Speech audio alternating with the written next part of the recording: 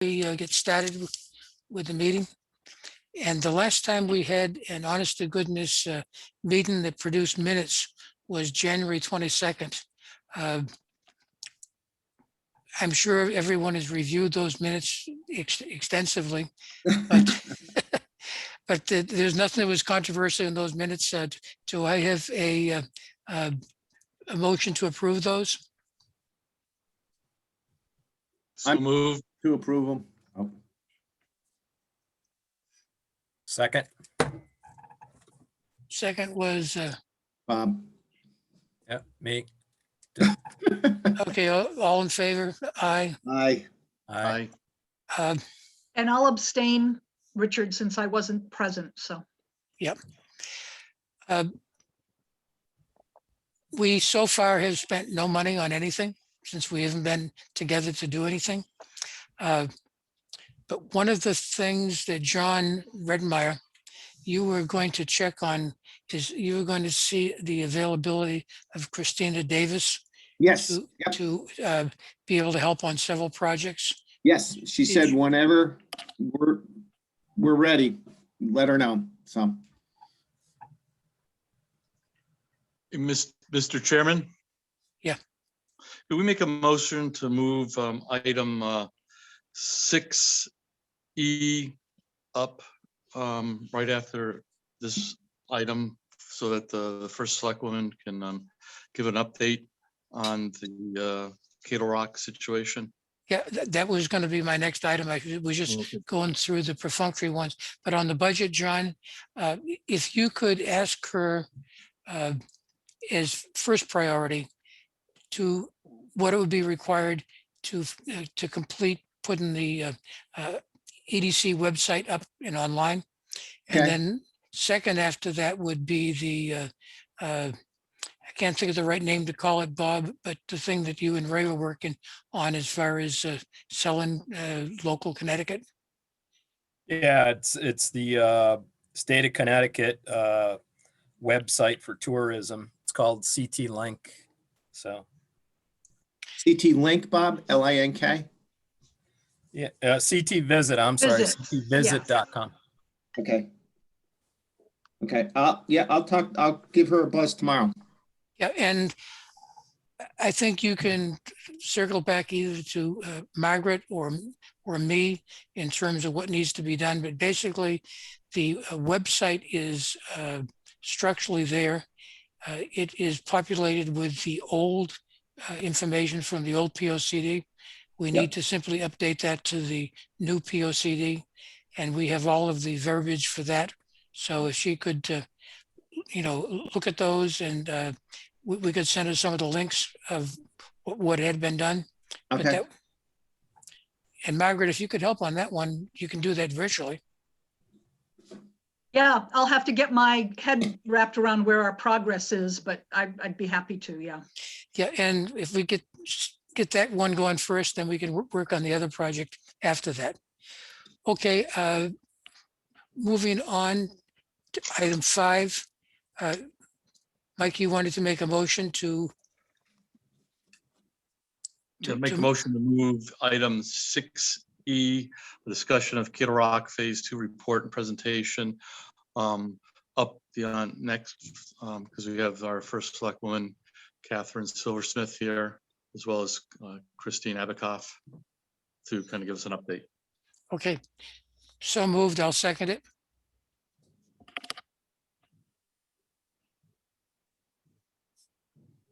All in favor?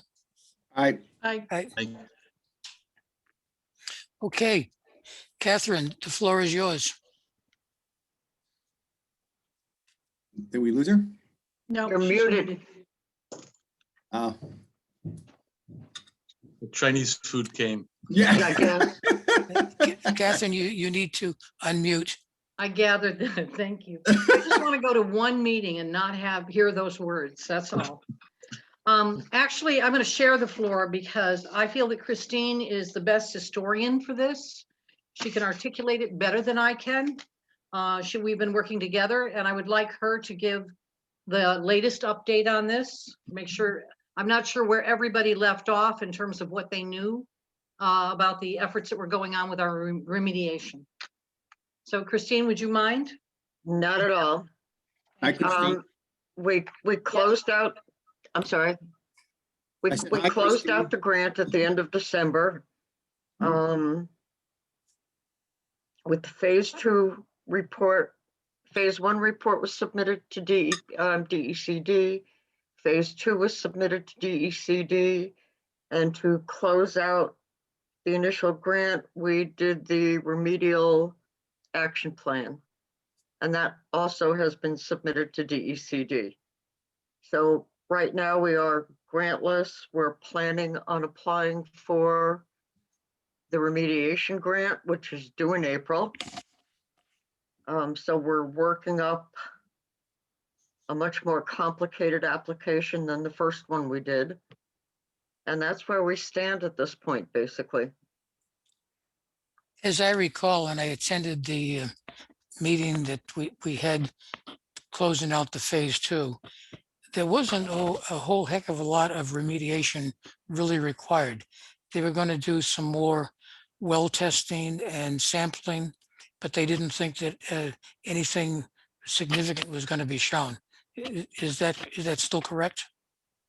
The remediation plan calls for soil removal, and we're budgeting $250,000 for the remediation.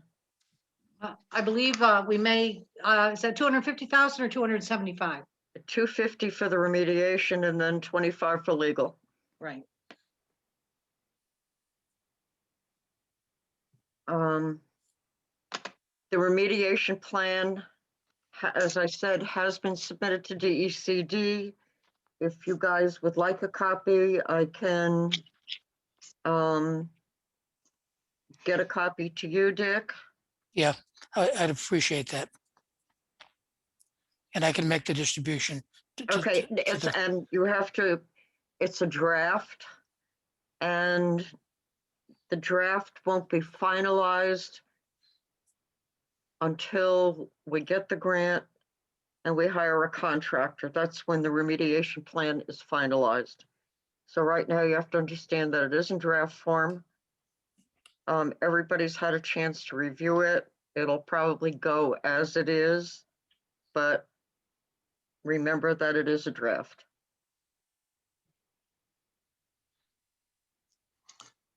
I have a question, Mr. Chairman, for Christine and the first selectman. What does this mean for our time frame as to, I mean, we apply for this grant, does that mean we have to go through, I mean, do we have an understanding of where we are in a timeline of eventually getting this whole thing resolved, where maybe the town takes over the property or able to sell the property or whatever? A lot of it is up to the state, Mike. Grants are due in April. We have no idea. The feeling is that they're going to get a tremendous number of applications for both remediation and assessment. It all comes out of the same pot. So we have no idea when the grant will be awarded. So, like I said, it's all dependent on the state. Christine and Catherine, have we reached out to Tammy Nuccio and our state senator? We have discussed this with Tammy. This was discussed some time back, actually. We've certainly, it isn't sitting on a back burner. It's literally, we explained exactly what the history was, where we stand, the fact that we are applying for that grant, and that it's important to have it. And it's understood that it is clearly that the properties are both in Ashford and Wellington. The bond commission has approved, I believe it's $7 million. Yes. So it's going to be Yeah. $7 million divided up between whoever they decide to pick. We're probably low at 275.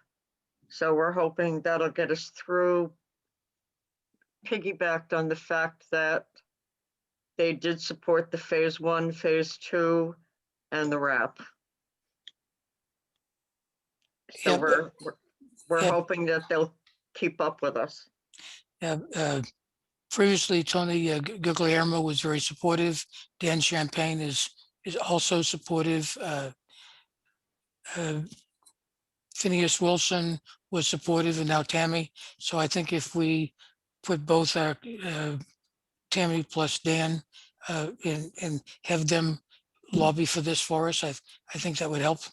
Yep, I speak with Tammy pretty frequently.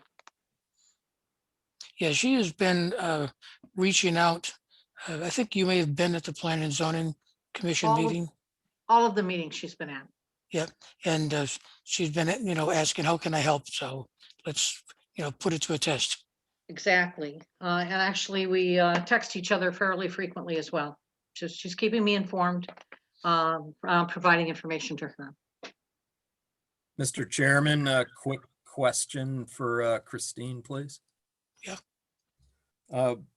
So let's say we get the grant approved and we get the soil remediation. Is that all that's needed on the property to have it kind of cleared and signed off? Or it's just a Then we step? go into a litigation phase. And, we have no idea where it'll go from there. The It's- goal at this point is to get it cleaned. So we can consider what to do with it, but everything is going to be based on litigation.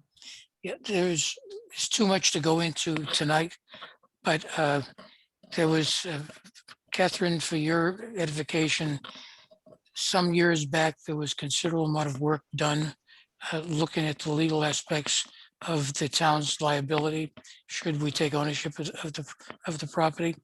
And there were several position papers produced by Bill Darcy, who was a member of the EDC at that time. I recall.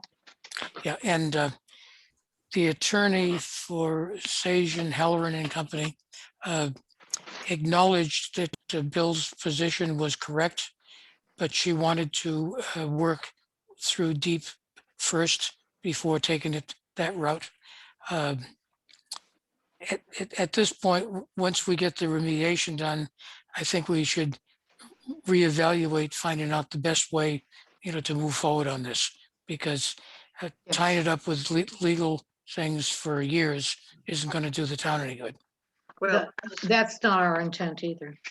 as not all of you may know, once the remediation is done, we have 2 liens on the property. One is an EPA lien, one is a DEEP lien, and there are 3 consent orders. So before anything can happen, those have to be dealt with. And we have talked with Tammy about the liens. And I can share some of the position papers that Darcy had put together, but basically he laid out a path where those liens could be forgiven. All right, please provide, if you would you mind sending those to me so that I I have could it in do. the file? Actually, I believe we have all of Bill Darcy's stuff. Okay, So good. Yeah, Catherine, look at them, and if you need more information, we can go back and resurrect the past. Good. We will, like Christine was saying, is we're doing what we should be doing. We're trying to do it in the sequence it's supposed to happen. Some of the timing is rather variable because we are working with the state. And so we're doing the best that we can with it right now. We can keep you updated as we go along. And I'll be glad to come to your meetings. And Catherine, I would like to acknowledge and appreciate the fact that you reached out to us to come here and talk to us this evening. Oh, thank you. And I brought my sidekick, so she could actually tell you what was going on. That's great. Where is your other sidekick? Getting Chinese? He just brought it in and I think he's eating some. You have to wait. Uh-oh. Okay, is there anything else? what's your email, Dick? I think you've got it, but the The best one to send it to me that I get on my phone is r.s.williams@sbcglobal.net. Okay, I've got one that's an EDC one and another one that was a work one, but that's the one that I can get on my iPhone. okay. I don't know if you want to read this on your iPhone. No, but Yeah. but I'll know that I've got it, and they all go to my Outlook account, so I can download them on that. Okay. I'll get it out to you probably Friday. Sounds like a plan. So I have Okay. one more question, if I may, about this. So once we say, let's all be optimistic and say we do get this final remediation grant, this payment that we're looking for, and we schedule that, does the remediation have to be absolutely complete before we can move on to the next phase? Yes, Or because they once won't, we know we have the grant, can we start to roll some of these other things? they won't release the orders or deal with the liens until the remediation is complete.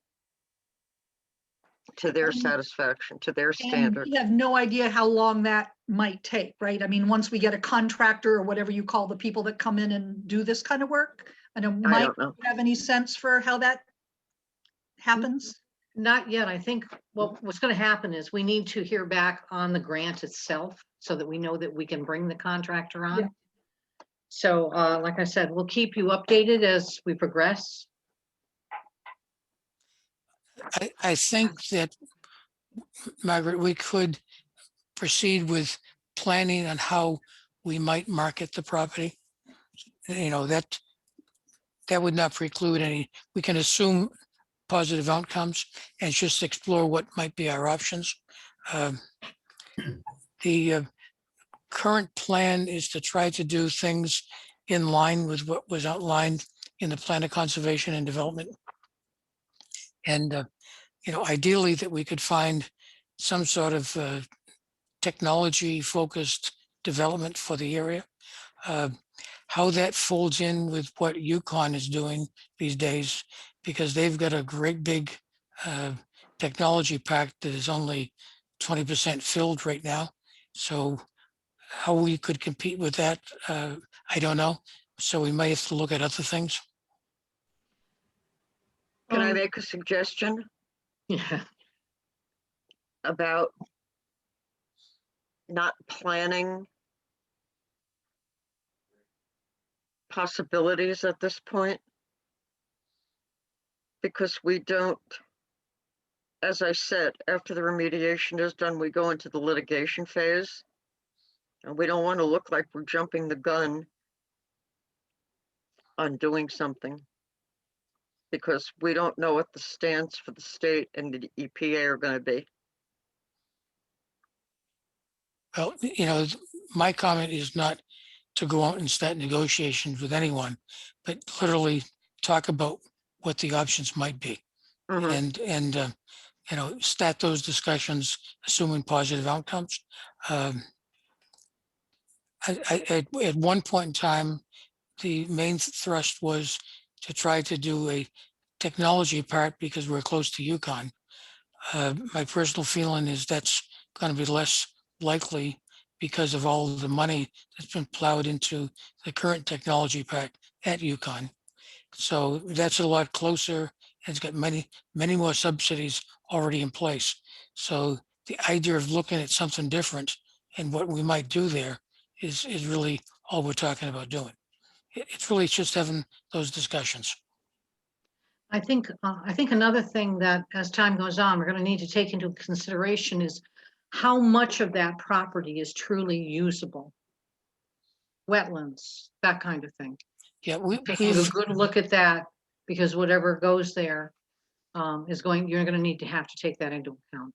yeah, and we've got all of that data like all over the place. I mean, there was a lot of work that was done in the past, then put on the shelf.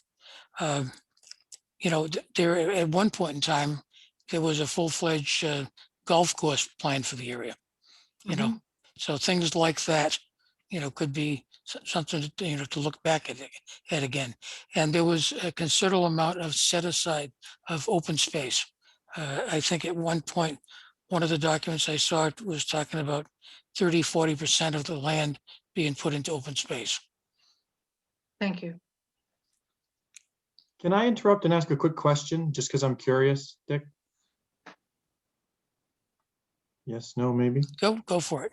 So I thought you guys were talking about the town's potential liabilities and development restrictions based on what would happen after remediation.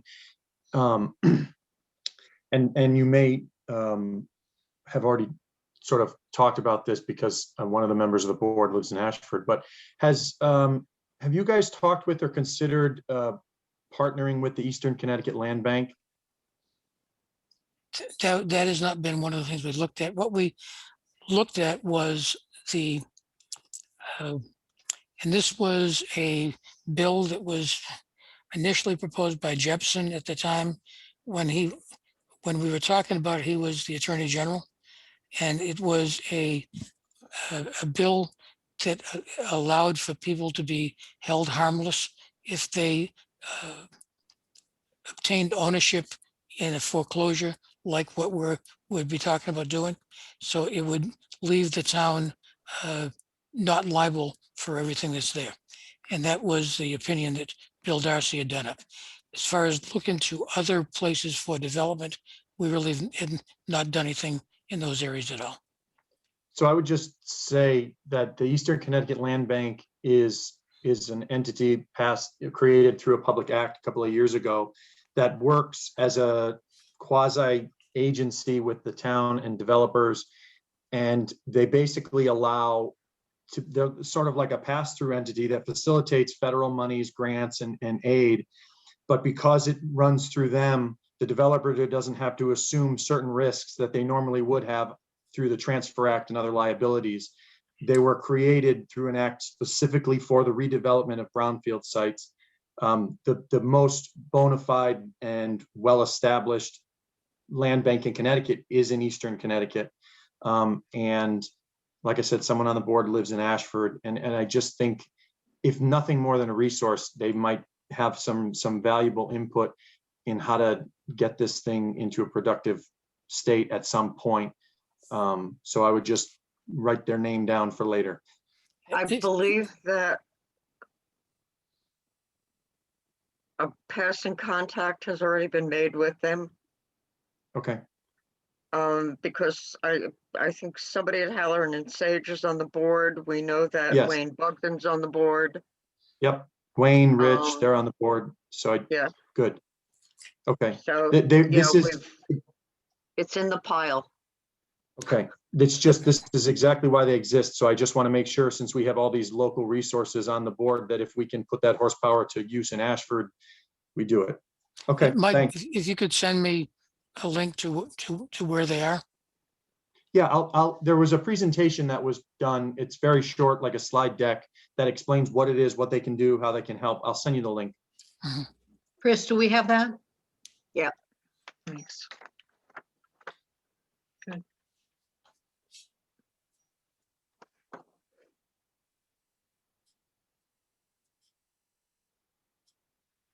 Okay, anything else?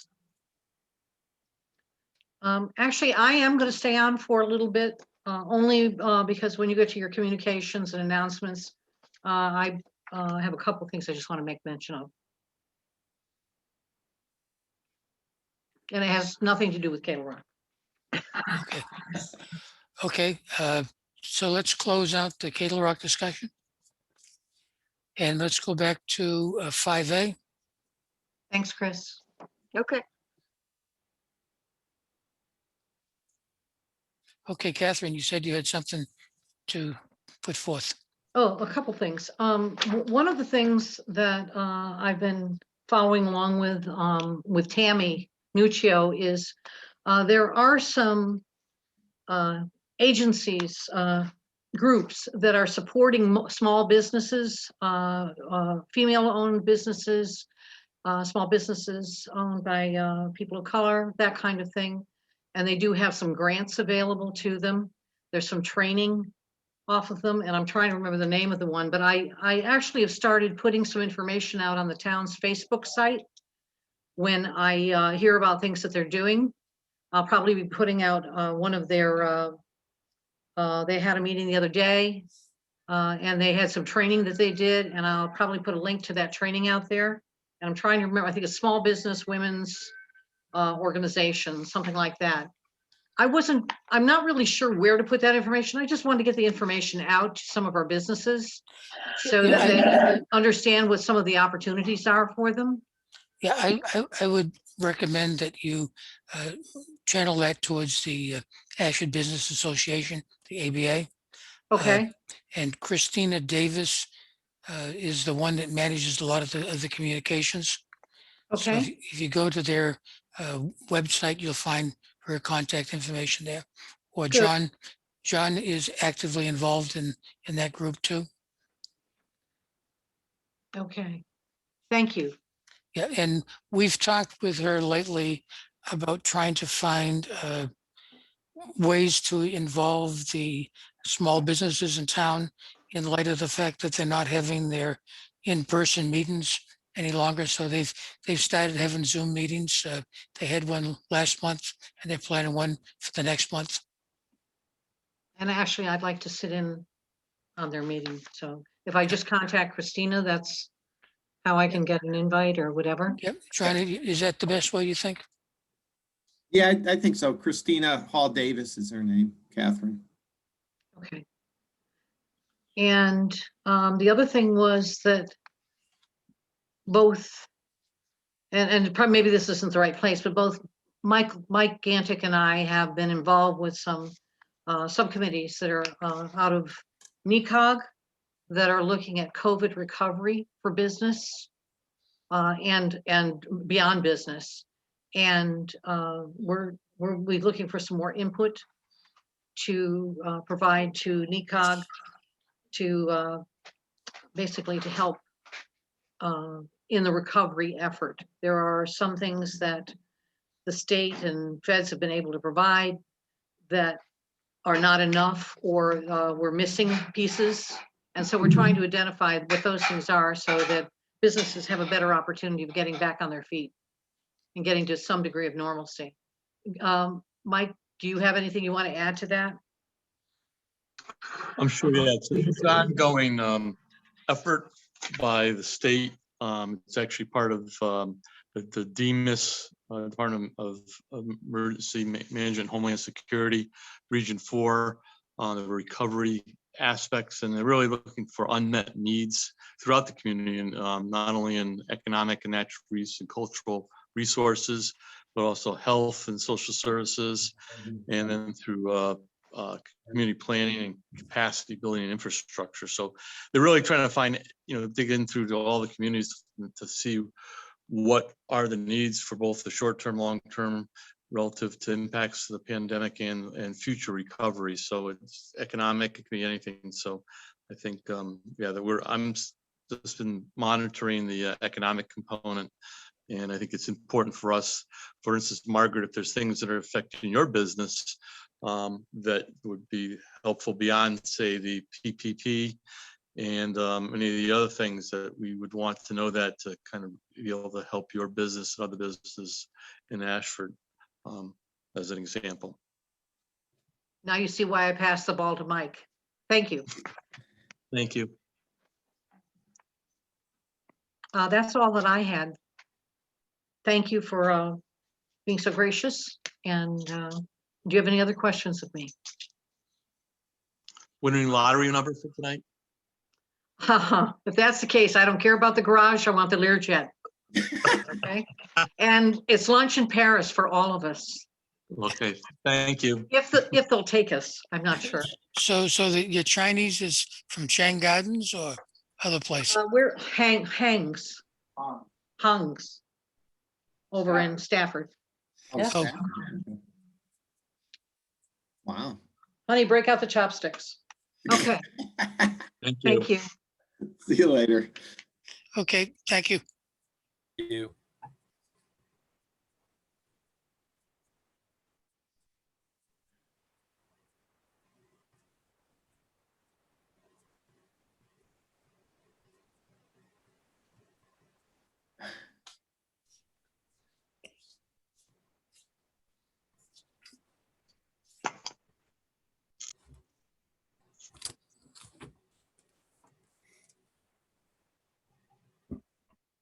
Okay.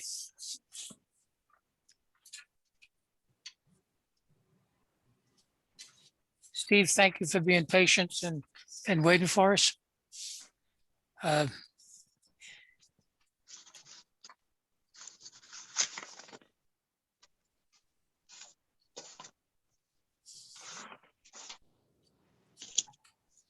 So we're going to move on to presentations. 5B. Okay. Hello? Yep. Oh, you can hear Yep. me. Hi. This is Steve Rodolakis, and first, I apologize for my attire. I just got back from my son's football practice. In Massachusetts, we're having a spring season. I think Connecticut had a fall season, but here we're having a spring season. Yeah. And we just started practicing this past Monday. So my son goes to St. John's High School in Shrewsbury, where they have a freshman team, a junior varsity team, and a varsity team. And they probably have about 110 kids on all, Wow. collectively. So again, I apologize for my attire. I kind of rushed back because there were some films we were looking at. We have our first scrimmage against Brockton High School in about 10 days. So I asked to be on the agenda a couple of weeks ago after discussing this with Mike D'Amato. Initially, just by way of some recent history, I had proposed a text amendment as to some uses and dimensional variances I was requesting be considered in the IID zone. Ultimately, those uses and text amendments were turned down. I'm okay with that, but I was trying to advance the ball. So today I'm, I guess, looking for the EDC's input as to what they would think would be appropriate in this IID zone, because I don't think what's currently there is practical or will lead to feasible economic development in the future. And again, I would step back and I would just tell you that I am the member and manager of the Ashford Realty Trust, LLC. I have owned the property at the junctions of Route 89 and 84 for approximately 15, 16, 17 years. I have about 93 acres in the town of Ashford that kind of envelops the Ashford Motel. I have another 5 or 6 acres across the street also in the town of Ashford, as well as 25 acres in the town of Union and that abuts the Ashford Motel property, as well as about 11 acres that kind of is on the westbound off-ramp abutting the Morey Pond in Union. So in total, I have about 130, 140 acres. I've owned these properties for, again, 15, 16 years. And going back initially, when I owned these properties, I had a lot of interest from retailers. I had a Home Depot that was looking at potentially developing the property in Union, at the corner, almost at the corner of Route 89 and Ashford Motel Road.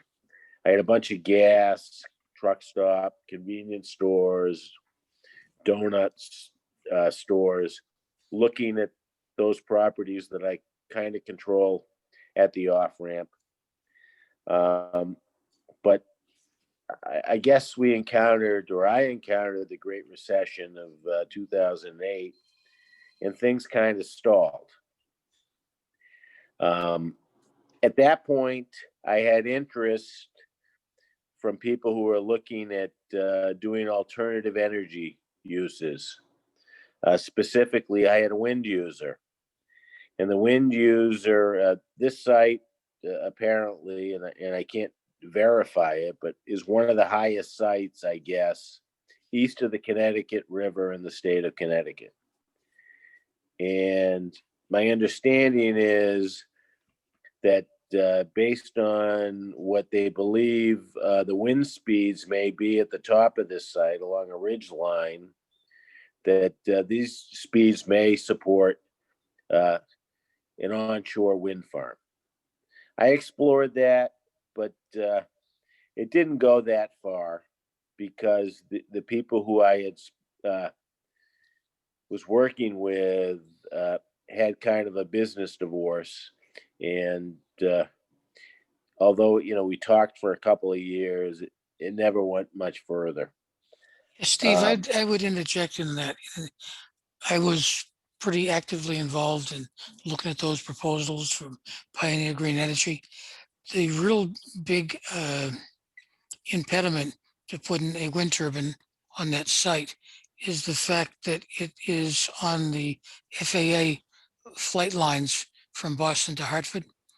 And if it exceeds 1,500 feet, it falls under the jurisdiction of the FAA, and the wind turbines being proposed would exceed that. So you'd have to put a pretty short wind turbine to be able to get it in, which would mean it would not produce sufficient energy to be viable.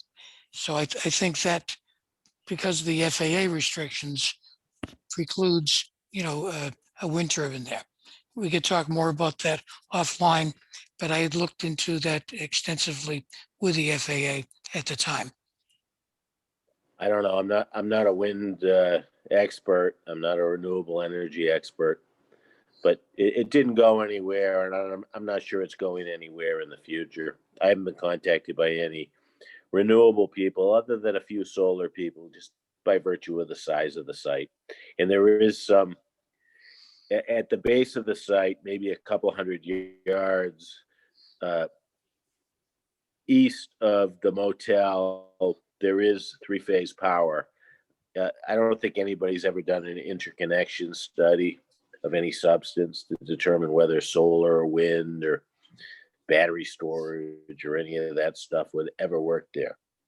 But with again, the that kind with the I'm sorry.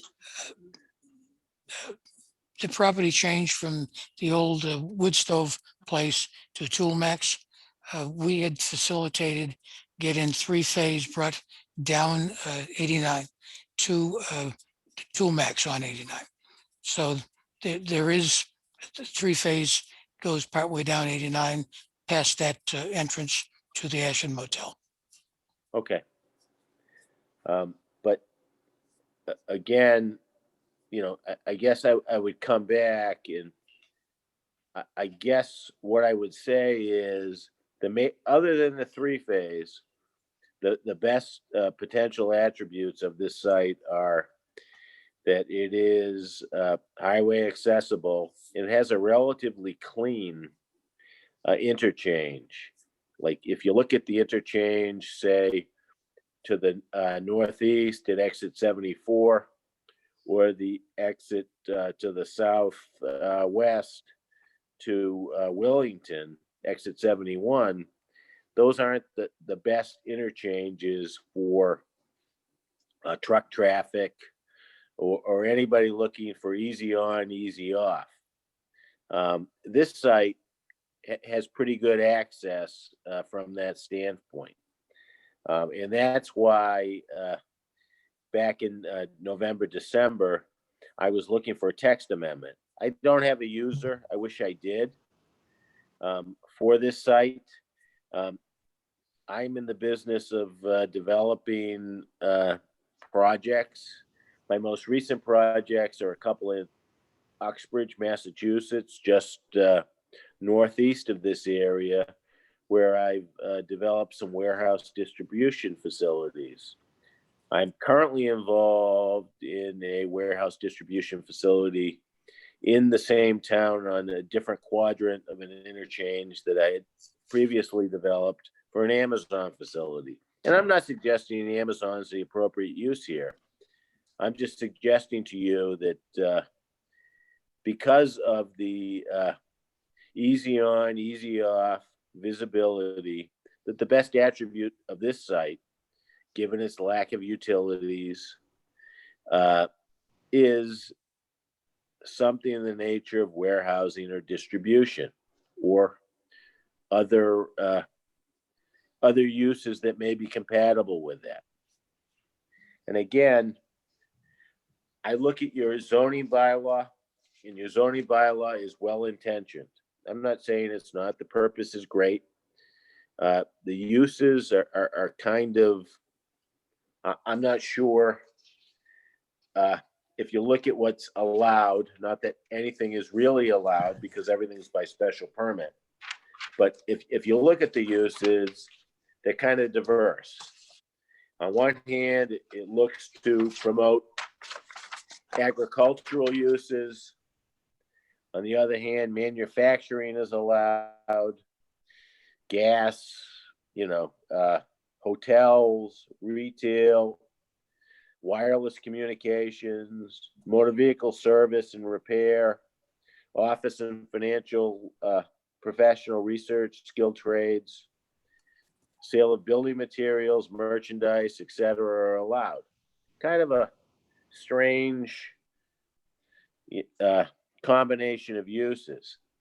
Some of these uses, and again, I'm not suggesting that, when these were written, they might have been appropriate. They probably were appropriate. But the way I view zoning, and I've been on my town planning board for almost 22 years, I think that the zoning bylaw has to be a kind of a living, breathing document, because developers, uses, demand all change.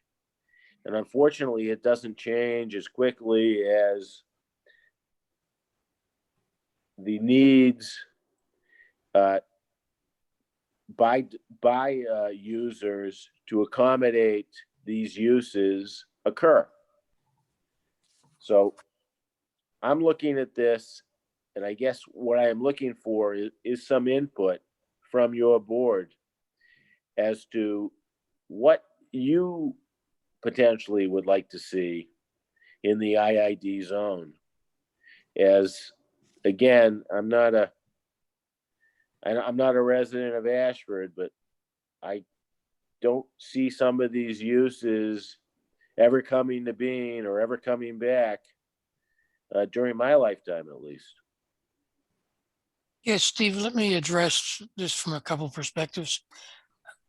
I wear two hats. I'm the chairman of the Economic Development Commission, and I'm also the vice chairman of the Planning and Zoning Commission. I have been spearheading the revision of the zoning regulations, and we just finished with major changes to the residential, agricultural, and then 3 or 4 other areas that we felt were necessary to bundle together. Those were gone through public hearing and were passed. Our next item that we're working on is land use regulations for the lake districts. We have a lot of non-conforming lots in Lake Chaffee and Ashford Lake. And Mike D'Amato, who's also facilitating this call, and I have been going back and forth on changes that he's put forth and I've modified to try to come up with changes that we would do for those lake districts. We're close to finishing that. Next on our agenda would be to look at the IID or Exit 72 regulations. The intent of that from the current planning and zoning and the current economic development is that we look at that as a large contiguous space, not just the properties you own, but also properties on the other side of the highway going down the access road. And we'd like to see a major developments of industrial nature going in there. The reason you see the compatibility to agriculture is that the makeup of planning and zoning back 10 years ago was heavily influenced by wanting to have agricultural uses approved for every land use area. So therefore, that language exists in the residential agriculture, the commercial, and all the technology, and in every place.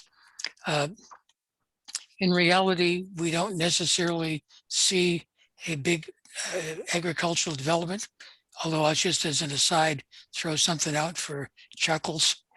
If the state does get around to legalizing marijuana production, that would probably make a good site for that, seeing as it's not near schools or anything else that would conflict.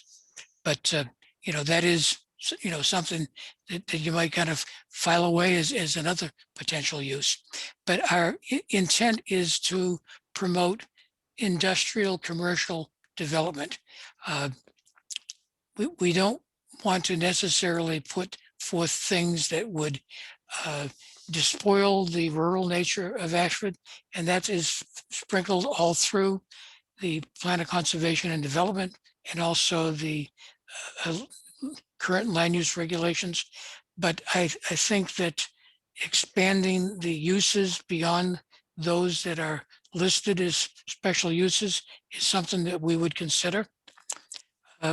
I looked at the regulations in adjoining towns in terms of heights of buildings and percentage of the property used for development, and found that some of the ways that we were describing them in our current land use regulation didn't seem to be consistent with what I saw in other towns. So it would be something that we would be working on. I was against, and I think I made the motion, not to accept your proposed changes. Without having a specific project in mind, I couldn't see changing the regulations. But I do see going through and doing a systematic change in the regulations going forward over the next couple months as something that's in the works. And I'm okay with, Mr. Williams, I'm okay with you voting against our text amendments. I understand that. I was just trying to be prepared for what I believe a potential user might want. If the town was in the midst of making these potential zone changes, I think that's great. I guess my question would be, what do you feel the timing would be? And do you believe the town has the political will to make those changes? Because otherwise I'm looking at uses that, might fall outside the bounds of your zoning bylaws. I'm not talking about wind, but other uses. And, that's not a threat. I've owned the property 15 years, and I'm just looking to move things because I just don't see that the current zoning bylaw permits me to develop anything feasible, other than maybe a gas or a retail use or, convenience use. I know the town values the watershed issues, values the Morey Pond. And I think that at that hearing, I kind of expressed a willingness to work, within, the issues of runoff, conservation. Again, I'm not faulting the commission for voting against my proposals, but as well as potentially restricting the parcel I own in Union. I'm just looking for some direction as to what the timing would be, because otherwise, I'm going to explore alternatives. It's not a threat. It's 15 years I own it. I'm looking to move things along. Yeah, Michael Diamato, we're going to be talking about the lake properties zoning at our next meeting. I think we're pretty close to having something to go forward on that. Do you agree? I'm not sure, only because I haven't gotten the responses for the survey yet from the associations, but in theory, if they agree. So if we can get through that in the next month or two, then our next priority is the interchange. And as I said, I've done my research on what is done in the abutting towns. I do not, taken for instance, Tolland, they have got, as far as height of buildings, especially at the exit 68 interchange, they have a development area there that they're trying to promote. But they're looking at 3 and 4 story hotels, which go well beyond the 45 feet you talked about. Everyone that talks about the size of facilities relative to the size of the property, it's done as a percentage of coverage of the property, not done as a fixed number of square feet. And I would see that we would be doing something similar to what is done in Tolland, Willington, and Mansfield. So it would not be the exact language that you proposed, but it would be language similar to that. And I think we would be looking at other uses beyond what you proposed. So we would be trying to do this as a cut across the board that would allow for a more diverse development of the site, of that whole area.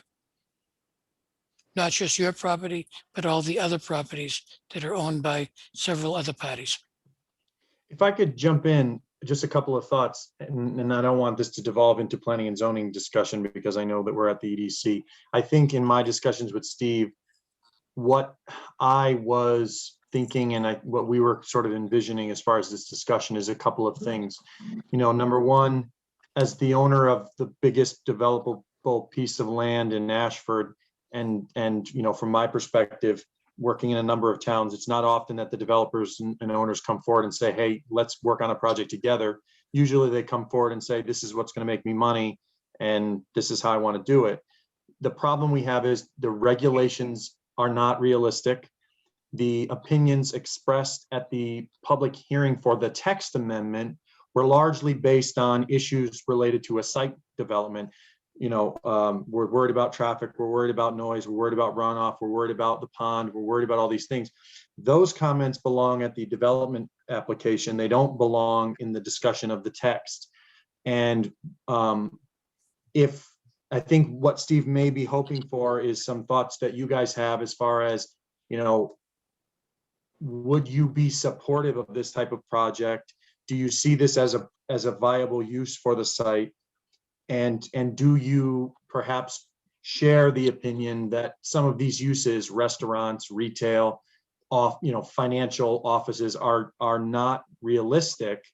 And so, the Planning and Zoning Commission, in my mind, didn't necessarily consider the alternatives in the market. And to your point, Dick, about not having a concept plan to look at, he will never have a concept plan because we don't have a reg that supports a use. And in my work with developers, if they don't have a site that even looks like it might be approved, they're going to keep moving. And I can tell you from some of the distribution lists I'm on in the state, there's a number of state agencies that have users looking for large sites in certain areas of the state, but they want to know that it's endorsed by the town. That's a very important component. And so he needs some buy-in, and that's, I think, what he's looking for here. Maybe I'm not trying to put words in your mouth, Steve. No, Mike, you expressed that better than I could. And again, in talking to my counsel, when we proposed this, we talked about a floating zone potentially. But again, I don't have a user. If I had a user, I'd come to you potentially with a floating zone and, let it sink or swim. again, I'm from Massachusetts. I'm not necessarily, I don't know, I don't understand all the vagaries of Connecticut zoning. But, you know, what I do know is kind of what the market is looking for. And I thought what I proposed by way of a text amendment, and again, I guess as part of my presentation, I should have explained a little bit more background as to what was presented at the PCZ in terms of the text amendment, as well as the conceptual plans. I was looking for something akin to, you know, several 100,000 square feet of building size, as well as parking, loading docks, pass lanes that would accommodate uses, you know, like the FedEx facility over at Exit 71, or, you know, an Amazon or other distribution facilities. Because in my opinion, and I could be wrong, the best asset of those sites at the interchange is the interchange itself. It's actually a well-designed interchange, the easy on, easy off. It's got decent visibility, and there are virtually no abutters. Yeah, I'd sent out to the commission. I'm not sure if you opened your email, but I did send out a couple maps showing all the parcels in and around that exit and what was owned by who. So, you know, it gives a pretty good sense of what is there. Steve, I think what best expressed the intent of the EDC is what is written in the POCD. Several of us on the EDC were involved in writing that. I was the chairman of developing the POCD, and Mike Gantic was involved in that, and several of the people that are not on the call tonight from EDC were involved in that. But we do see that as one of the few areas in Ashford that lends itself to industrial commercial development. And the idea of having the regulations espouse that is a position that I think is supported by the EDC. We do not write the land use regulations. That's done by planning and zoning, but we can make recommendations, and we would, I think, be supportive of making those recommendations. Mike, Jim, or Bob, you want to kind of ring in so I'm not dominating this conversation? Yeah, just, I mean, my feelings, Dick, kind of echoing when we think about use and this gentleman's rather large lot there and the easy on, easy off. And I did get the email you forwarded me, so it sounds like, you know, a warehouse freight movement type of use. It is kind of sequestered right near 84 and away from town proper itself. I mean, I think it could be, if it was developed in that manner, it could be a pretty sizable tax win to the town too. It's my feelings.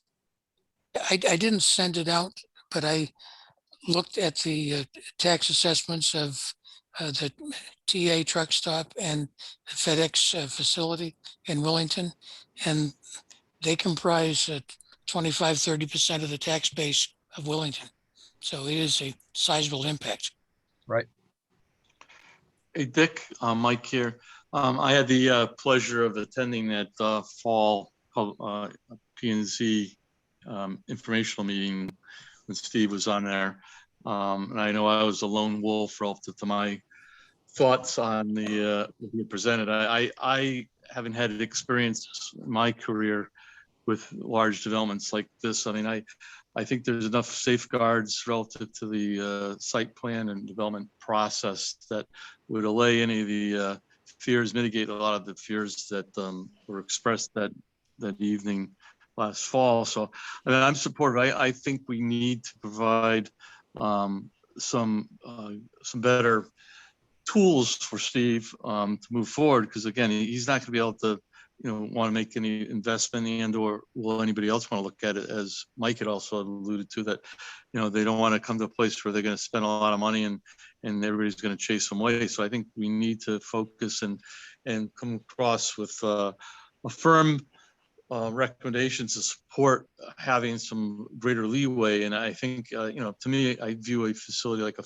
FedEx there, that certainly there could be some concerns about some wayward traffic going down 89, for instance. But I think for the most part, that site, as Steve has said, lends itself better than many of the interchanges up and down the 84 corridor throughout the state. So I think it's a prime area. I think that even what he suggested back in the fall, his table expanding things, I think is reasonable. And I think, as we have already in our P&Z regulations, some ability to kind of evaluate from the town perspective, different from the developer's perspective, any of those potential impacts, environmental, traffic, pollution, whatever. So I think I certainly would be supportive in us moving forward a recommendation of P&Z that we kind of open the regulations to a more futuristic look at what potentially could be there. I think we can't look at what's been done in the past. I mean, I think warehouses are, the way they move freight and things is going to be more of the next 10 to 15 years. So I think that's something we should look at. And I think I would have recommended going along with what Steve had proposed back in the fall. I thought that was a reasonable approach to give him tools to be able to market it. And, certainly funding wise, all the things people are concerned about here in Ashford, keep it the way it is. If we don't have the funding sources through some revenue streams other than the fine residential folks here in town, we're going to have some real decisions and hard choices. Or you're going to have some developers that come in and utilize what we do have and have something that we don't want to see happen as well. So I think it's an opportunity to work with a developer here and make some positive impacts in the community for everybody. Agreed. You're kind of jumping in on that. One of the things that I encourage you, Steve, to read the online version of the latest plan and zoning regulations. One of the things that is in there to allay the concerns of those that expressed environmental concerns is a fee that is for a large development such you'd be proposing, that is put in escrow to pay for the town to do environmental studies of the impact. And that, I think, could go a long way to allay the concerns of some of the people that were at that public hearing that they were expressing.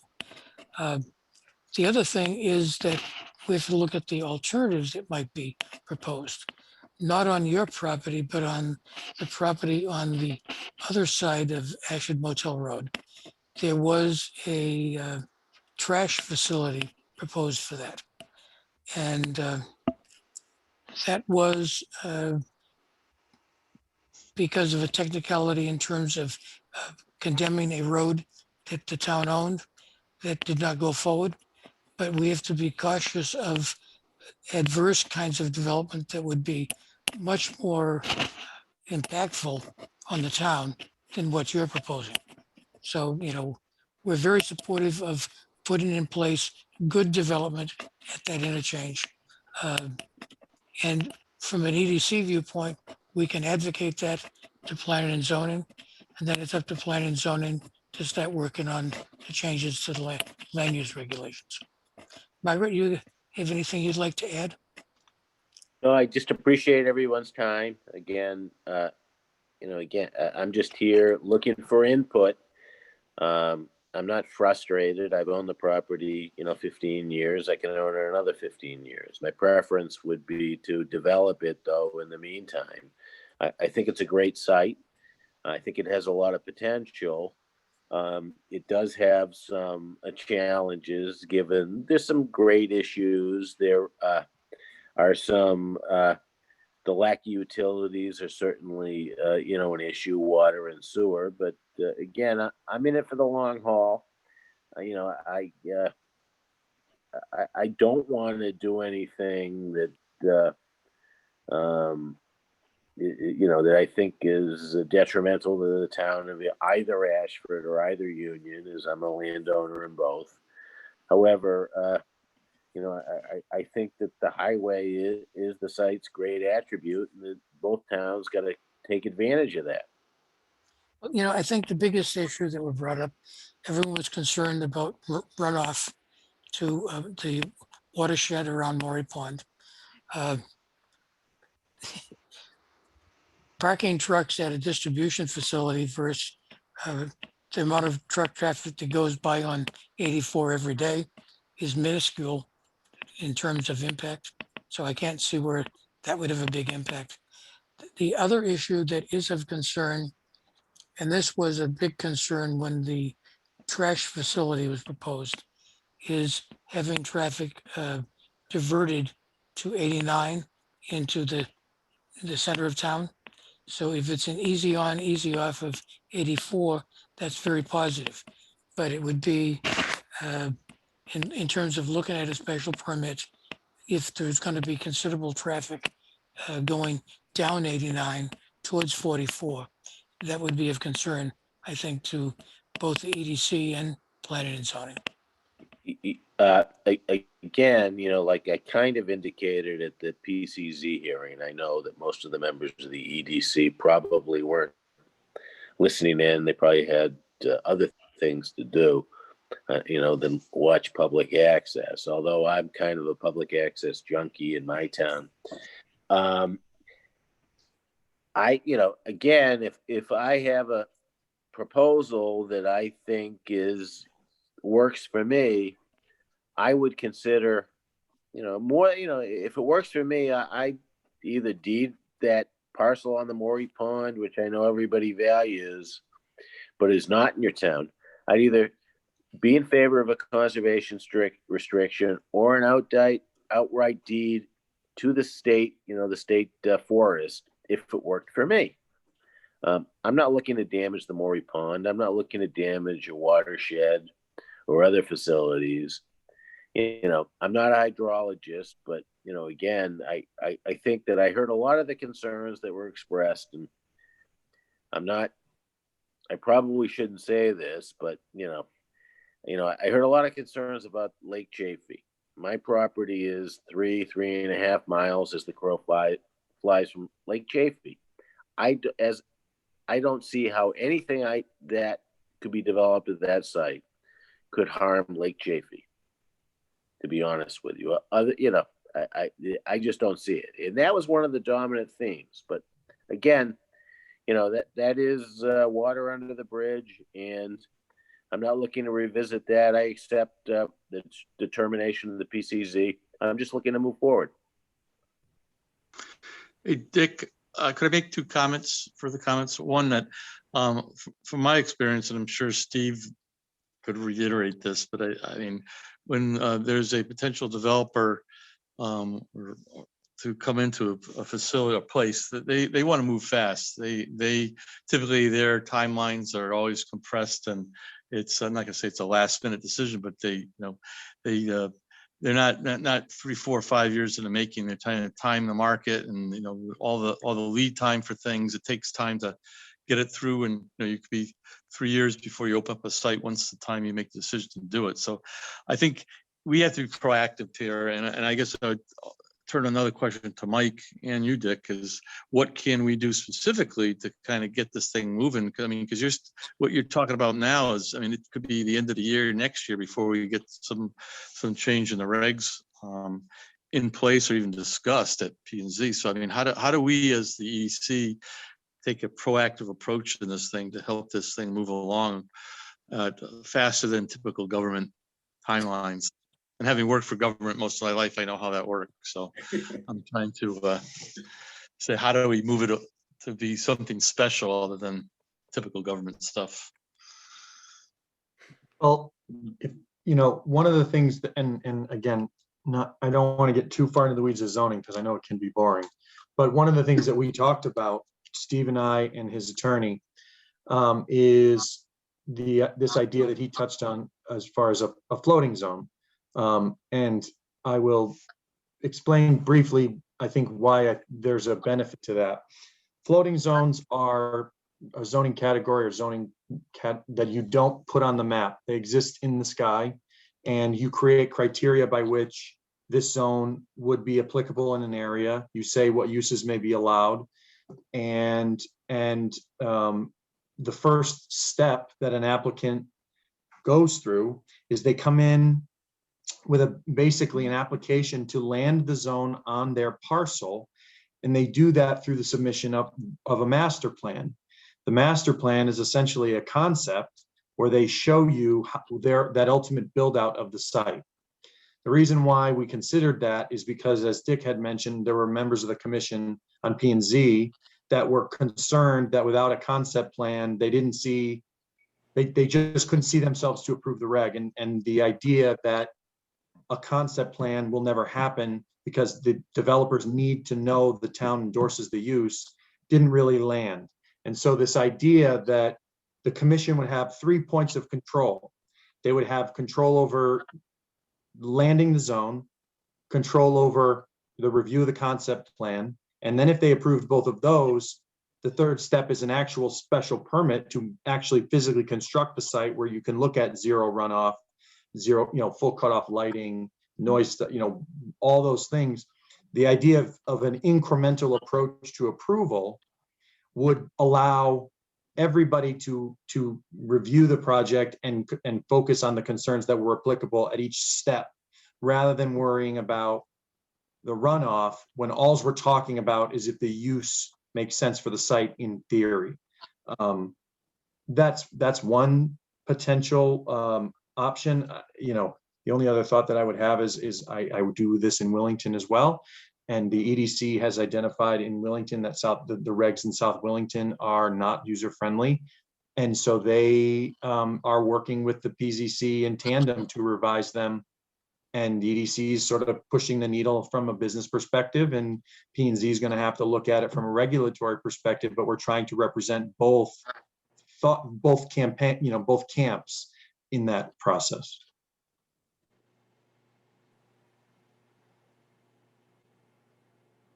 Again, I know that process works. I mean, South Windsor, the Evergreen Walk area was done with a whole master plan and evolved step by step. The town had a lot of input and control and ability to manage that and how it unfolded. And I, some of it with special exceptions, what have you. So I think that's a legitimate way and a safe way. It provides public input.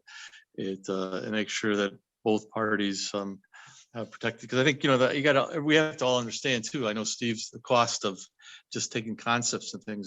There's a steep cost for all that, and obviously he's in a business, and obviously, but I think part of it is to at least give them steps so that they can don't have to go down the whole rabbit hole here and find there's nothing there. So I think we need to move forward with at least getting the waters tested, and maybe it doesn't come to pass, but I think we need to flush it out at this point. That's my thoughts. If I can chime in for a minute, I'm probably the longest member of the Economic Development Commission. I think I've been on longer than anybody, at least anybody on the screen.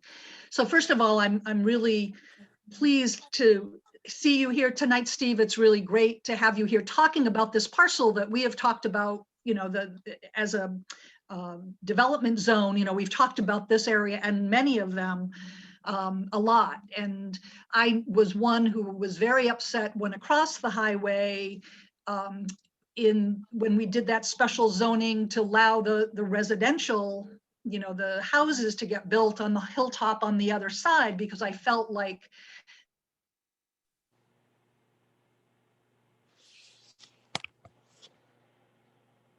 We lost her. at whatever development. So I really, that was something that we really struck at the time, but that's what, the development was. So I just, and I apologize that my connection is poor. There we go.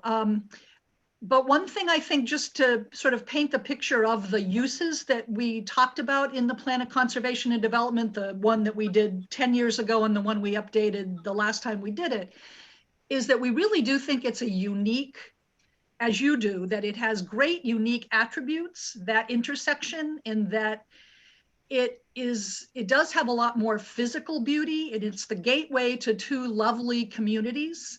And that I think by us specifying some of the uses that we specified there, we were trying to think about how can we create a gateway at the highway to bring people into Ashford, so that it might not be just another, tractor trailer gas up, like you see at exit 1 in Sturbridge, but that it could, we were trying to come up with what could be different than a FedEx depot and different from a gassing facility. What could we do that would be then a gateway that would enhance Ashford as a community? And that's where we were coming from, I think, with some of the examples that we had. And again, this was 10 years ago, 5 years ago, and I understand that these things move on. But that, just to give you some perspective, I think that we were looking at it as a gateway to bring people into our community. And that, is something that may not be feasible, that it really is better served as a stop along I-84, and then people just go on, and that's, but I do believe, that it is the best development site that we have, and we need to make the most of it. So thank you for coming, and, I really appreciate hearing your perspective. No, I have no doubt that what you proposed, I'm not going to say back then, but then was well-intentioned, or probably looking from 2004 or 2005 realistic. I just think that, given what has transpired since that time, and, to a certain extent, the lack of rooftops that exist in Ashford and Union, people who live there hasn't been a lot of residential development that would support some of these uses. And that's kind of, I guess kind of unfortunate. I don't know that, but if there were more rooftops in both those towns, maybe some of those uses would be more feasible, but there aren't. And, certain other changes in the economy have happened. So again, yeah, I'm not faulting the people who drafted the zoning bylaw. I'm just telling you, I don't think that any of the uses currently exist. Some of the uses are kind of ugly, but some of the other uses are kind of pie in the sky. I just think that if some more thought is put into it, they may be able to produce something that benefits both me and the town. That's all. And again, thank you for your time.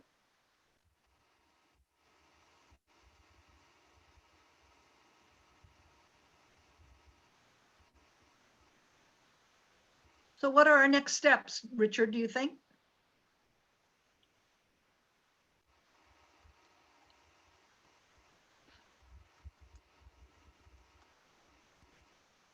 Maybe Richard has a connection problem, perhaps.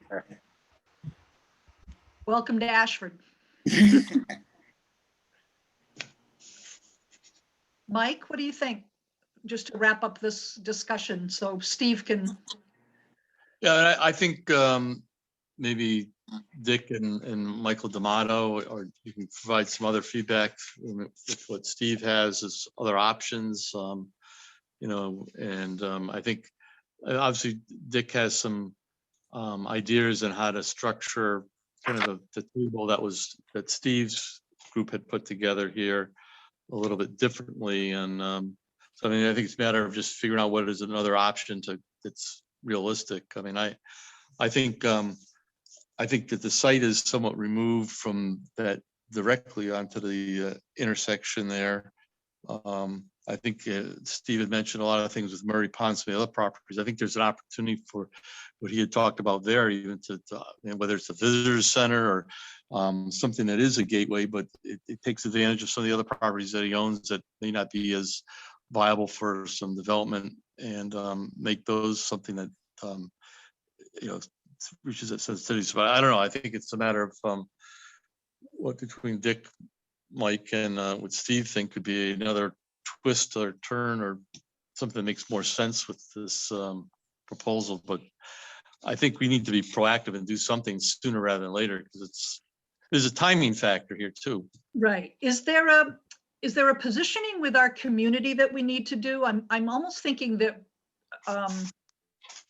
need to do a pre-sell here of explaining to our constituents, explaining to our residents, this is what this area is zoned as, this is what the Plan of Conservation and Development says it could happen there. Here are some of the considerations, you know, like before there's a specific plan on the table, do we need to kind of, you know, grease the skids a little bit with here's the opportunity for this area, and, you know, as a way to sort of educate people or to sort of, I don't know, to soften them up in advance of us going forward with some changes, just so that you don't get into the kinds of things at a public hearing, you know, that maybe you can address. I don't know if this is the kind of approach that you take in the planning and zoning world with development or not, but. I'm not sure if am I back in the loop again? You are. You're back. Okay. What we had was a group of people that were mobilized at the public hearing that's on Steve's proposal. That if I summarize it in a negative sense, they basically said, we don't want anything developed there at all, ever, period. And so I don't think that we can soften that up. I mean, because that is what put us to the point where we took a very nice piece of property that could have been put in place for a convention center, which was proposed, which was summarily shut down by that planning and zoning back at that point in time, and then subdivided into 5 house lots. That was a lost opportunity that would have made a nice gateway for that area. And it was a loss. So I don't think we have a sell. I think we need to just work through the process. As far as what EDC can do, I think we can put together a motion to endorse accelerating the updates to the land use regulations for Exit 72. And I think, Mike D'Amato, that can happen sooner rather than later. I think haven't gone through the residential agricultural updates that we did. I think we can do them quicker. And I think if we push quickly for the Lake Association one and then do this one right after it, we can probably come up with something by mid-year. But I think more important for Steve is that we can get the intent of what we're trying to do. And the intent is that we want to have industrial commercial development at that interchange. And it's not limited to what is in the current planning and zoning regulations.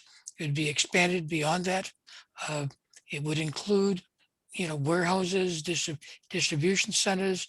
It would include height increases from what's there. It would include having the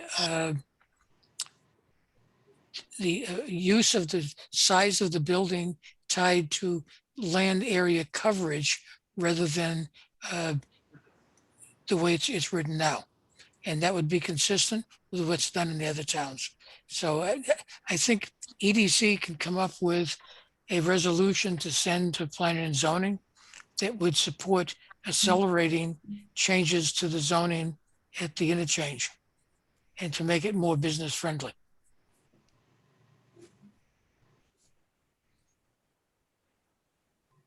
That would be great.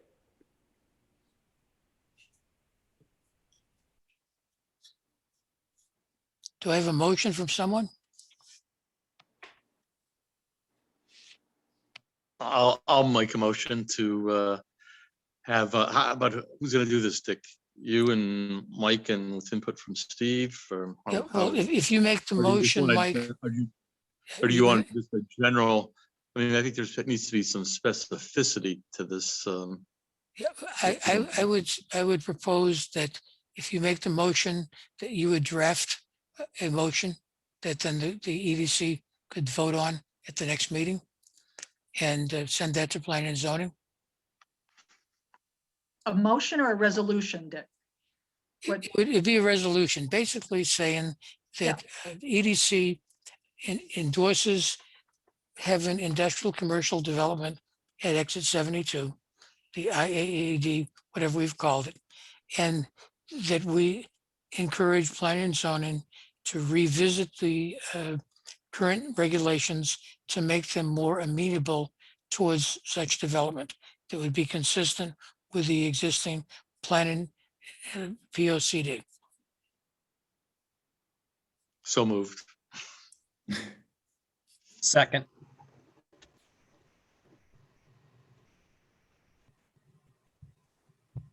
And Mike, if you would write that up, we'll make it part of the minutes.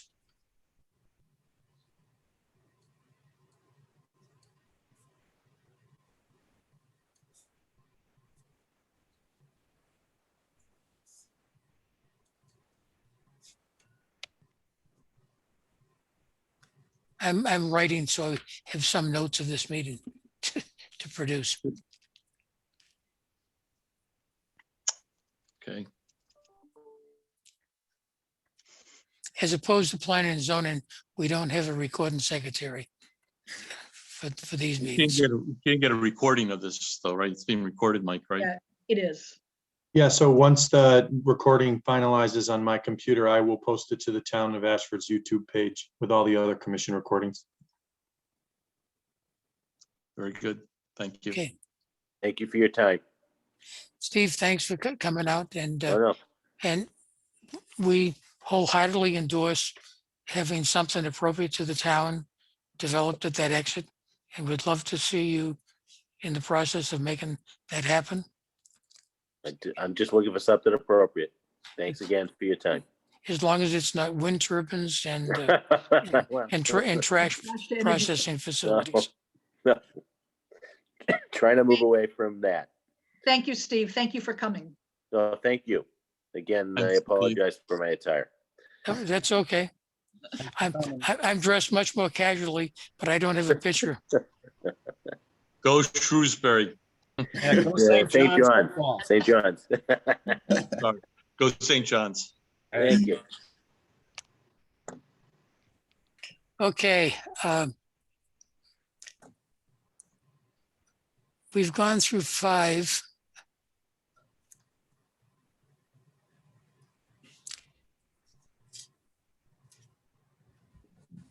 We've touched on the wagon shed. There really hasn't been much going on with our town, our future. Mike, you sent me a letter.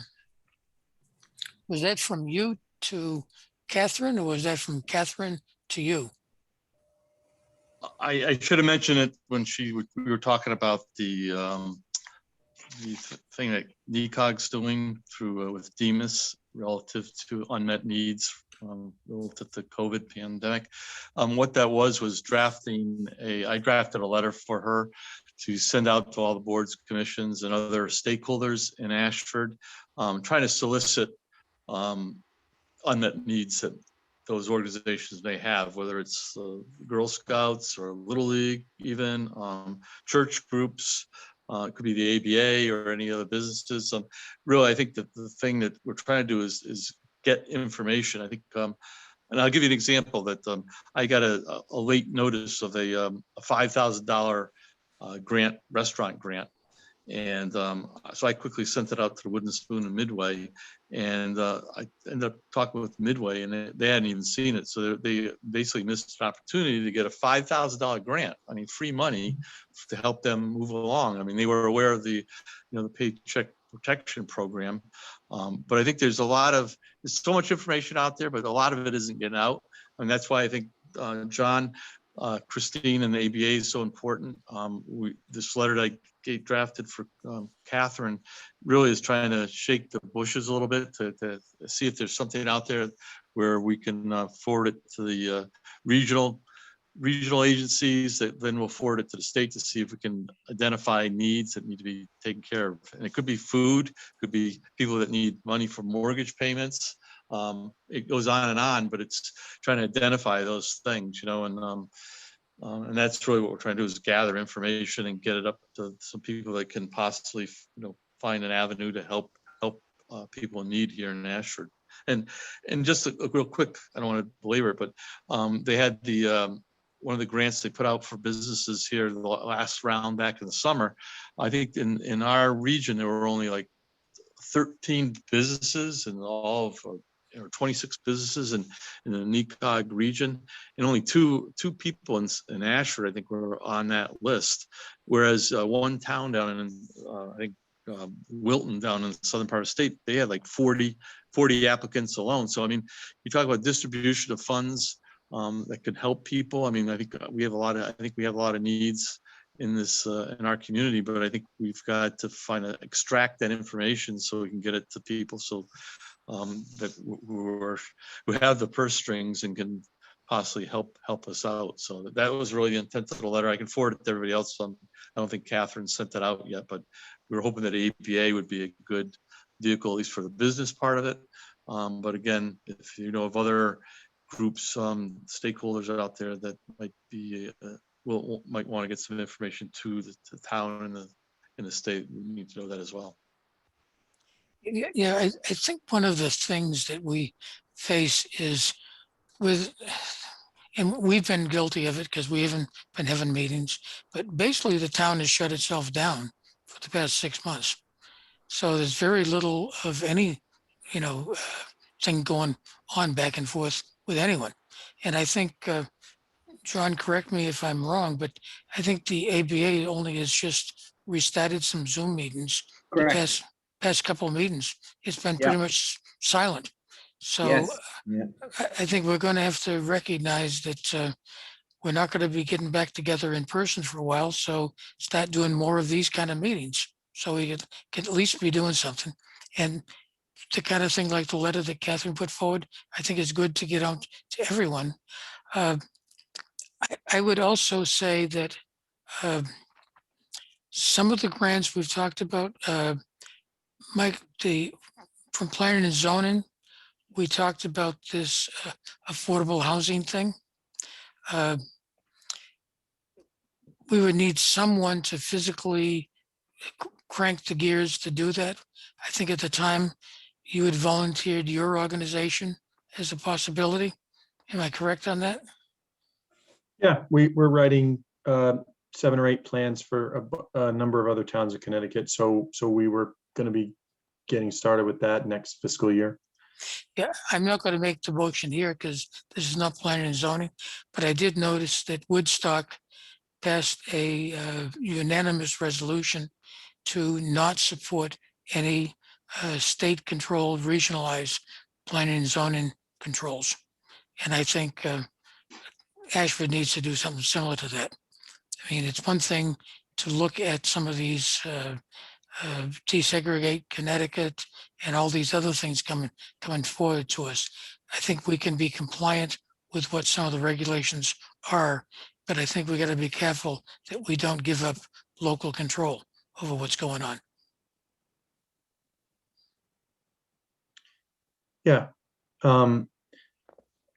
You were talking briefly, and before I forget, I mentioned I do this for the town of Willington as well. And in Willington, we actually have a separate contract with the Economic Development Commission, who formerly had a relationship with CERC, who, when the governor created his administration, rebranded CERC to become Advanced CT, and they dropped their home municipal consulting arm.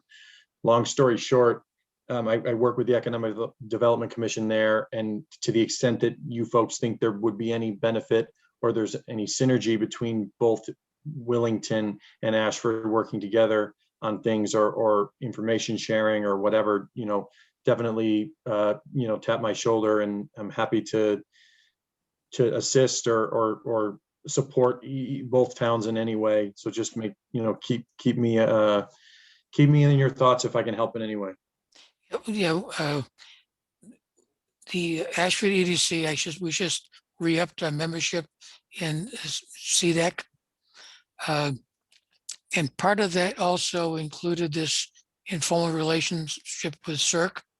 And one of the things that I think Courtney, can't think of her last name, but she had offered basically saying that if we wanted to apply for grants, they would front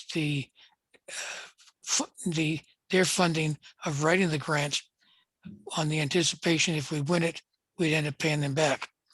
And that seemed to be a pretty good relationship. So I'm all for finding ways that we can get manpower to help us doing this. Your organization's one, but I wouldn't rule out CERC and CDAS either. Yeah, so CERC doesn't exist anymore. So there are certain things they can do to help, but the municipal consulting that they used to do with Sadie and Courtney Hendrickson is they've sort of been repurposed. I don't know that they loved the idea of learning they were being repurposed because they worked very hard to develop that. But yeah, and the contract that we have with the town is, if the town needs help with grant writing, if the town wants a business to, whatever that work is that falls in the land use realm, I'm happy to assist with. So even if it doesn't come right out of planning and zoning, I've written grants for towns. I got $1 million lots of grant for Willington. So, there's plenty of things I'm willing to help with. So if you have an idea and the reason why you feel you can't move forward is you don't have horsepower, let me know. I will do everything I can to make that happen. Yeah, Mike had done a lot of work in terms of a development plan for the West Ashford, Warrenville area. And we were going to try to find grant money for that. And last time we talked was 6 or 8 months ago, but that's an area that would still be of interest to us. Mike? Yes, I mean, it's certainly, we did an RSA, Mike D'Amato, and, unfortunately, it's all state roads. So we're looking at making some mobility improvements, some safety improvements. We did engage DOT to put up some no parking signs again across from Cumberland Farms relative to traffic or parking problems with trucks and things. But that's a lot of that grant was focused on trying to identify some road safety improvements along that corridor and along up through the 74-44 intersection, and make some pedestrian kind of access and safety access along that stretch as well, and interconnect with some of our trail systems along that way as well. So, but again, it takes another effort, and DOT has to be a partner in that and want to do it to get it going. The LOTSIP grant that I wrote for Willington is on a state road. LOTSIP, it's tricky. I don't know how things would work for Ashford because you all are part of NECOG, and the LOTSIP program comes out of, from the state. I don't know how it works completely with that, but Willington is part of CROG. So CROG got $35 million, and this program does exactly what you described is what we are doing. It's pedestrian and safety improvements to provide pedestrian connections between various components of town, and it's along a state road. And I talked a little bit with Nord from the PZC about some stuff related to bike safety. The piece that, various grants require matches and design from the town. The LOTSIP grant requires the town to front the design, and it requires the town to develop concept plans.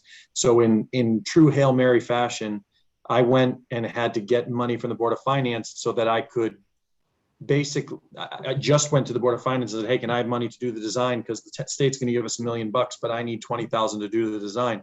And that was still a hard sell. So, it shouldn't have been. for the record. But I will happily try to keep you all aware of grants that are available that we might be able to suck down. And then it's just a matter of inciting a fire drill and hoping that the powers with the purse strings recognize that spending 20 or 30 or $40,000 to get $1 million or more is a good investment. And just hoping that doesn't slow things down. But lot SIP, and there are some other transportation, steep grants and other things tend to be recurring. So those are good grant sources to kind of watch on a fiscal year basis. So yeah, it will remain on my radar, and I'll try to keep you all in the loop as we start seeing that stuff. Yeah, Michael, I had talked to previous, Mike Zambo and company. We have not been, as you've noticed, with the responsiveness of NECOG to some of the planning and zoning requests. We've not been very happy with what we've got from NECOG. And I have suggested that we examine whether we really want to be in NECOG and maybe try to move to one of the other COGs, the capital region being one of them. Right now we are in NECOG, and that seems to be a holdup. A lot of the things we've tried to do, they just seem to stonewall us. And I think Mike Yantic has experienced that. I've experienced that. Planning and zoning has experienced that. And I think we need to bring that up to Catherine and the Board of Selectmen as far as how we go forward on that. And Mike, D'Amato, to that end, part of the NECOG staff was part of our RSA development, and I've made many attempts to try to get them to provide information on their timeline for solicitation of these various lot SIP and steep grants. CROG, I even sent them the CROG solicitation from last year as an example of what was being done, and it was crickets. I didn't even get crickets back. It wasn't even that loud. So yeah, we got a problem on who we're kind of teamed up with here in Ashford for looking out for our best interest and those type of grants. And their argument is none of the towns out this way want to do anything, which I understand to some degree, but yeah, so it's kind of stuck right now. I will forward to you, Mike, to our RSA, and you can see what some of the things that were identified there. I mean, there's some big ticket items, and they're not going to be $20,000 design plans. I don't think, that's for sure, unfortunately. Yeah, there's some unique challenges of the West Ashford. West Ashford is the intersection of 74 and 44, and Warrenville is where the town hall is. We basically don't want any more commercial development done in Warrenville, and we want to center the commercial development in the areas. And I've identified these on the zoning maps to you, Mike, in terms of 7444. And this would be to try to find ways to make those areas more pedestrian and bicycle friendly, including traffic islands, lights, changing intersections, things like that.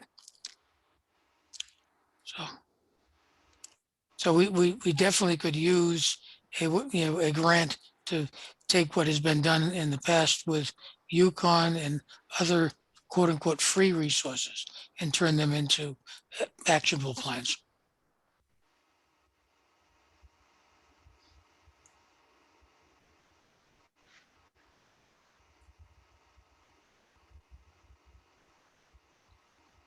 So are we running out of steam, guys? I think we're about there. I do have one quick question kind of related to Mike and Catherine's efforts with Demas and the impact of COVID. I feel a little bit like Rip Van Winkle that, fell asleep for 3 years and I'm kind of just coming back into the meeting. Do we have a current inventory of businesses we had done some work around that when we were trying to form the ABA, but I just wonder from a tax, something coming out of the clerk's office or the assessor's office, so that, again, we might create a mailing list of businesses, because, Mike, if you're sending out sort of a survey of what kind of services could you use, how have you been impacted by COVID, maybe, again, this is the kind of work that an EDC could be doing for folks. And maybe, if we haven't updated that in a while, this could be a good reason to kind of get that done, just so, again, we know who are the players. Yeah, John, you would talk to Sherry Much to get that list. She tries to keep a spreadsheet up of everyone who's registered in town. Yep. And the assessor's office also uses that to send out tax assessment forms. So I can put my computer down as a taxable item. Yeah. Things like that. But I don't think we've revisited that list for a while. No, not for a couple of years. And I would imagine in the last year, it's probably changed quite a bit with everybody starting a home business. Not everybody, but a lot of people probably did, so it's probably a whole different list, because the ABA list is, almost half the members of the ABA are not from Ashford now, Yeah. So it's not a very good resource for that. So I would imagine like the assessor's office or. I think that would be pretty much up to date, because Yeah. I still continue to get my tax forms. And even though I make the comment that I do more work for the town than I do for my consultant business, so therefore I should get a rebate from the town as opposed to. Doesn't work. Yeah. I would endorse that. The last thing that I just want to chime in on, I took a position in November. I'm not sure who knows who I've seen and who I haven't. So I now work for the town of Mansfield. So like Mike, I'm now joining the municipal folks. I worked for Wyndham for the school district for 3 years, but now I work actually in the town manager's office, and half-time and half-time for the Board of Ed in Mansfield as a communications specialist. So one of the things that I'm already have my ears, perked up, because the 4-town thing that Mansfield, Coventry, Bolton, and Tom together on. And it breaks my heart that Ashford wasn't one of those communities. Ashford and Willington, in my opinion, should both be part of that. It should be a 6-town alliance, because I think that we're more closely aligned to Mansfield than Bolton is, for example. But so there's just experiences and things that I'm learning and seeing that I'm hoping I'll be able to sort of bring to this party. And I feel like I'll be a little bit more of an educated contributor regarding that part. But, to Mike's point about communication and money, Mansfield applied for a small cities block grant and got $500,000 for COVID impact that they're channeling specifically into food insecurity and childcare expenses that people have increased childcare expenses that people have had to face. But I think there were only 2 communities that went for that money. I mean, it's a complicated grant to go after because it's federal money that the state does. But I think it was like maybe Westport or Wilton, one of the Fairfield County towns, and Mansfield were the 2 that came after it, but it's a very complicated grant. So anyway, I just wanted to, I'm not sure that Dick knew that that's what I was up to these days, but it's very interesting, a different perspective for sure, and a much different community than working in Wyndham.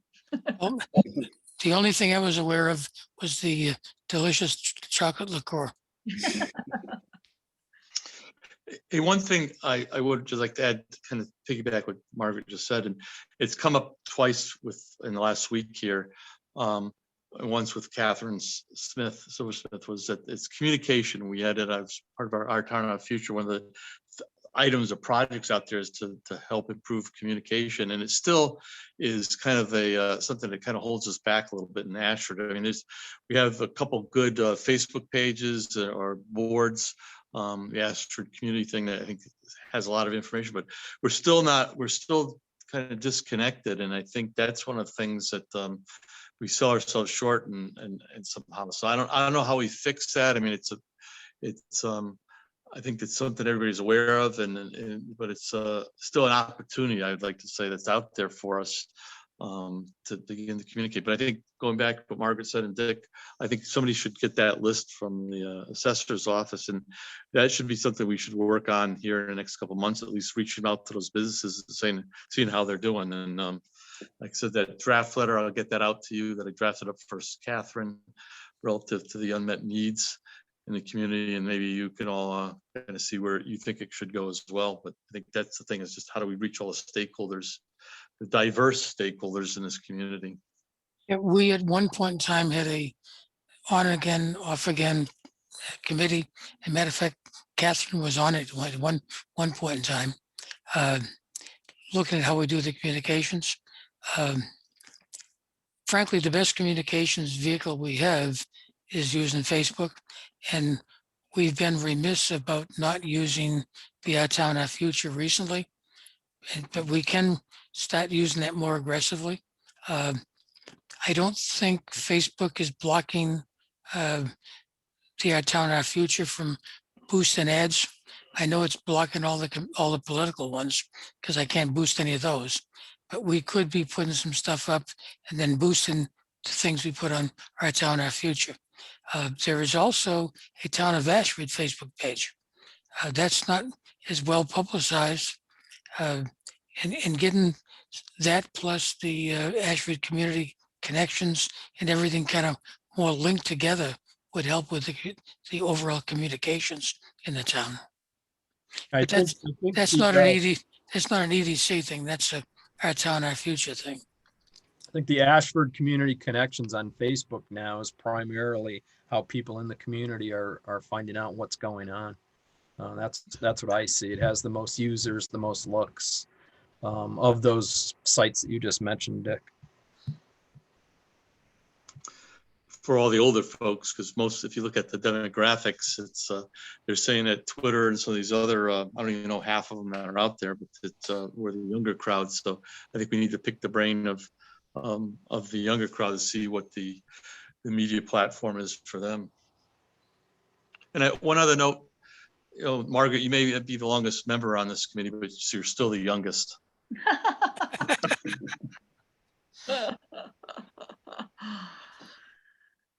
No comment. Guys, on a side note too, I'm sure everybody knows the old Smitty's is now Ashford Country Store. Yeah. So it has a new owner.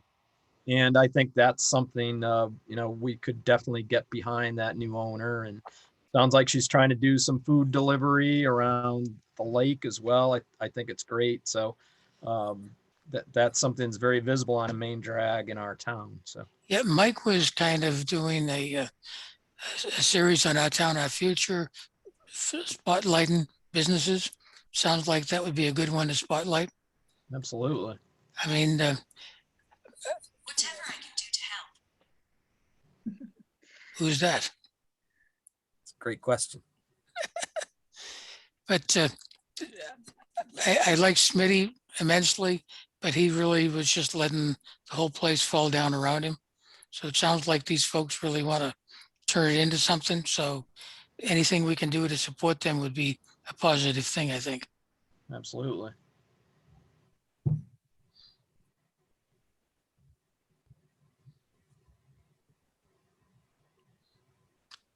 Mike, did you book like a specific time slot? Are we running out of the time? You talking to me? Yeah. No, there's no specific time slot necessarily. Why? You want me to tell you there is and shut you off? No, there was someone that came on that was asking something if they could help us or something. That was, no, it sounded to me like someone's iPhone, someone's Siri was activated. Okay, guys, I think I'm running out of steam because I'm about due for my next pain pill. Well, it's good seeing everybody, that's for Yeah. sure. So, And let's make a point of doing the next meeting with a Zoom meeting. And Mike, if you can facilitate that, I'll work the details with Mike Antic with you. Just send me the information. I got to check to make sure that there aren't any like regulatory boards or budget season stuff, and then we'll go from there. Okay, sounds like a plan. Great, thank you. Okay, Thank you, everybody. Thank you. we missed Ray Fenn and John Calarisi and Gary Lawrence from this, so hope everyone there is doing fine. Yeah, let's hope, huh? But that's great. They'll be able to see the recording. Yep. It's the real benefit of the whole Zoom thing, so. Yeah. Okay, they'll need a lot of painkillers to watch the whole thing, though. thank goodness for Vicodin, that's for sure. All right, you guys. Thank you. Good night. See Hey, you, all. Margie.